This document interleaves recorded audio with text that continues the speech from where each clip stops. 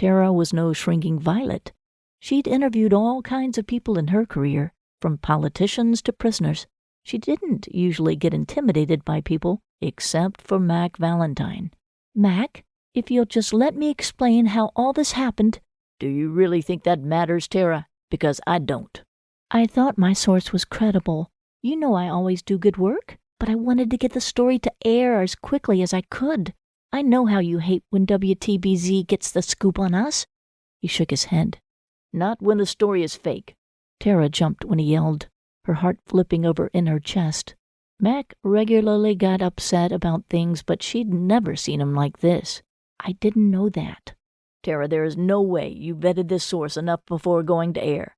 You had our top anchor read a story saying that Dan Altman, one of this state's most prominent politicians, covered up a contaminated water system in one of our most populated counties. We both know Dan Altman would do something like that, Mac. He's corrupt, through and through. We're journalists, Tara. We don't get to make determinations on a person's character and craft stories around it. I didn't craft a story. You know that. I do good work. I just messed up vetting this source. I should have done more. I admit that.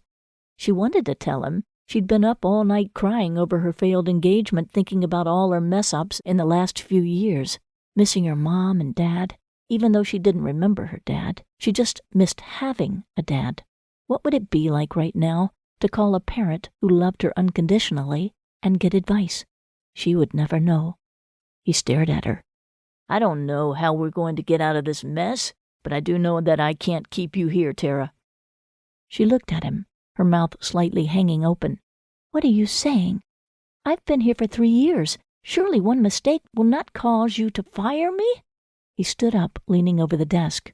This wasn't one little mistake. This is something that is going to take weeks to undo, and could cost us all kinds of money to litigate. I know Dan Altman, and he's probably going to sue us for this fake story. Please, Mac, you can't do this to me. I didn't do this intentionally. I'll talk to Dan Altman myself. He shook his head. No, that's not going to work. And you know you've made a series of errors in the last few months. I don't know what's going on with you, but we can't have that here. I just can't allow it anymore.